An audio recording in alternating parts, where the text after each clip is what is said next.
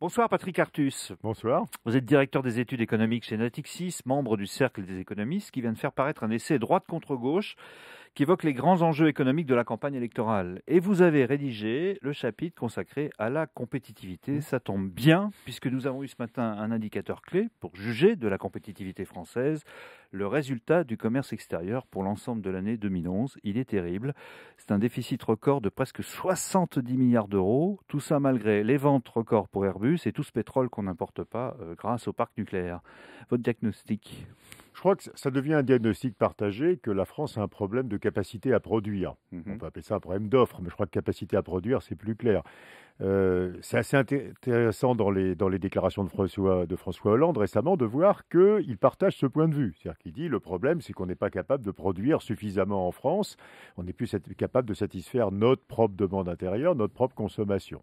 Donc on a vraiment un problème de capacité de production dans l'industrie au sens très large, disons dans les activités exportatrices et un peu sophistiquées.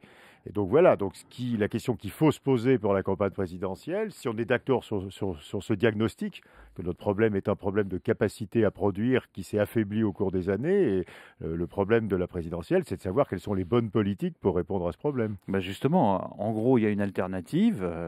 Est-ce qu'on est face à un problème de compétitivité parce qu'on est trop cher et que donc nos produits se vendent mal, ou est-ce que on est face à un problème d'offre, c'est-à-dire est-ce qu'on n'a pas les bons produits, ceux qui se vendent, ou les deux? Les deux. Ce qui rend le débat compliqué, c'est que c'est les deux. C'est-à-dire que tous les travaux qu'on a et tous les instruments statistiques qu'on a nous montrent que, nous avons à peu près les mêmes coûts salariaux que les Allemands. On ne va pas se battre sur des centimes d'euros. Le coût du travail pour une heure dans l'industrie en France, charges sociales comprises, comme en Allemagne, c'est à peu près 34 euros. Et donc, on peut dire, regardez, quand nous comparons la France et l'Allemagne, l'explication ne peut pas être les salaires, puisque nous avons les mêmes salaires, y compris charges. Oui, mais nous ne produisons pas le même niveau de gamme que les Allemands. On produit, on le sait, des produits qui sont moins compliqués, avec une vision de la qualité qui est plus faible que celle des produits allemands. Et qu'on vend donc moins cher.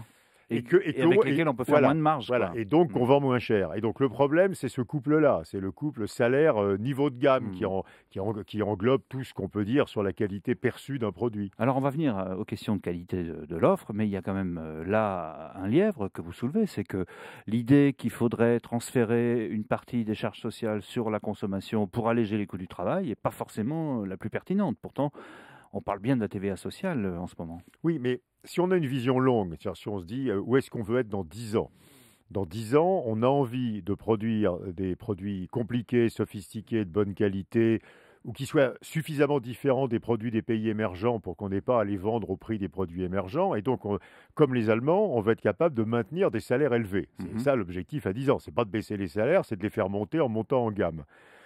Alors, il y a d'autres pays qui ont fait ça avant nous. Enfin, on peut regarder la Suède, la Finlande, l'Allemagne, les Pays-Bas, le Canada. Et ces pays-là ont réussi à remonter leur niveau de gamme, donc à vendre plus cher, et donc à avoir des marges de l'industrie qui soient suffisantes pour investir, pour se développer. Mais ça met 5 ans, 7 ans, c'est très très long. Bah oui. Donc la question du coût du travail, c'est de dire, est-ce qu'on continue pendant 5 ou 7 ans avec des pertes de marché, une dégradation de la profitabilité des entreprises, une fragilisation financière des entreprises. Et puis, comme on fait les bonnes politiques de montée en gamme dans 5 ou 7 ans, ça va mieux. Ce qui est, en gros, j'ai l'impression, le programme de François Hollande, en disant on va améliorer le financement, la recherche, les liens avec l'université, on va soutenir les PME innovantes. Et dans 5-7 ans, on est dans une situation à vendre des produits plus chers. Et Sarkozy nous dit plutôt, oui, mais ça, c'est en très longtemps. Et si on veut avoir des résultats plus rapides, il faut agir sur l'autre variable, qui est le coût du travail. Et comme on ne peut pas baisser les salaires, la seule façon de le faire, c'est une réforme fiscale qui baisse les charges. Et dans ce cas-là, la TVA sociale se justifie parmi d'autres mesures pour alléger le coût du travail. Moi, je préférais la substitution de la CSG aux charges sociales des employeurs. Parce que la CSG est un impôt très neutre et très large sur sa base de taxation. Mais l'idée, c'est de monter un impôt qui ait une base beaucoup plus large que les salaires pour pouvoir baisser les charges sociales des employeurs. Il faut comprendre qu'il n'y a pas vraiment contradiction. On pourrait faire les deux. On pourrait à la fois baisser les charges sociales. Vous dites d'ailleurs qu'il faudrait sûrement faire les deux. Et à nouveau, dans un cas, réforme fiscale et baisse des charges, on cherche des résultats en 2013, en 2014 assez vite. Dans l'autre cas, on espère des résultats pour le prochain quinquennat. pas. Il faut voir les délais de réaction. Et alors en même temps, sur cette fameuse politique de l'offre, la montée en gamme, l'investissement, on a le sentiment qu'on a déjà fait beaucoup quand même. Il y a le crédit d'impôt recherche, il y a le grand emprunt, il y a tous les dispositifs d'aide à l'innovation, au développement des PME, la banque de l'industrie là qu'on vient de créer comme ça in extremis. C'est encore insuffisant ça? C'est un peu de la microéconomie. Ce qui est très frustrant, c'est que tout ça est bien. Tout ce que vous venez de citer, c'est à la fois du financement en capital, du financement en fonds propres, le soutien des PME innovantes. Pour l'instant, les effets, et tout ça, et le crédit d'impôt recherche qui fait partie de cet ensemble, tout ça est évidemment dans le bon sens. Le problème, c'est que quand vous regardez les chiffres macroéconomiques et vous parlez du commerce extérieur, on peut regarder l'emploi industriel, on peut regarder nos parts de marché dans le commerce mondial, on voit que ça n'a pour l'instant pratiquement pas d'effet. Je crois qu'il faut se rendre compte qu'on part d'un terrain totalement désertifié. Oui, c'est ça. On a 3 fois moins d'entreprises exportatrices, même que les Italiens, sans parler des Allemands. Et donc, quand on essaie, par exemple, d'injecter du capital dans les PMI innovantes, en réalité, on n'en trouve pas assez de PMI innovantes. Et ça me paraît important aussi dans le débat de la campagne. Est-ce que c'est un problème d'argent ?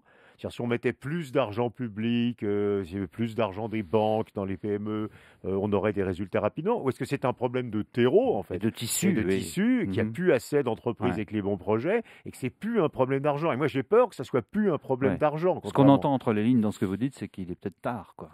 Non, il est jamais trop tard. À nouveau, quand vous regardez l'état de la Suède en 92, ou du Canada en 92, ou de la Finlande en 92, c'était bien pire que la France aujourd'hui. Donc ces pays ont réussi. Donc il faut partir de l'idée qu'on peut le faire. Le problème, c'est soyons collectivement d'accord et sans a priori politique sur l'analyse du vrai problème. Je crois que cette question de savoir si c'est un problème de financement ou pas est absolument crucial. Pierre Lellouche, le ministre du Commerce extérieur, disait ce matin en commentant ce résultat du commerce extérieur qu'il faut se débarrasser de l'idée selon laquelle la machine économique de la France peut se nourrir de la consommation intérieure qu'on alimente en général par la redistribution d'argent emprunté. Ça, on peut dire qu'aujourd'hui, le constat est à peu près unanime et qu'il était temps de le faire. Oui, enfin, à nouveau, il faut mettre les deux morceaux. On pourrait avoir... Le problème, c'est qu'on ne produit pas ce qu'on consomme. Oui, donc on importe. C'est pas que la consommation a augmenté très vite, c'est que notre capacité de production...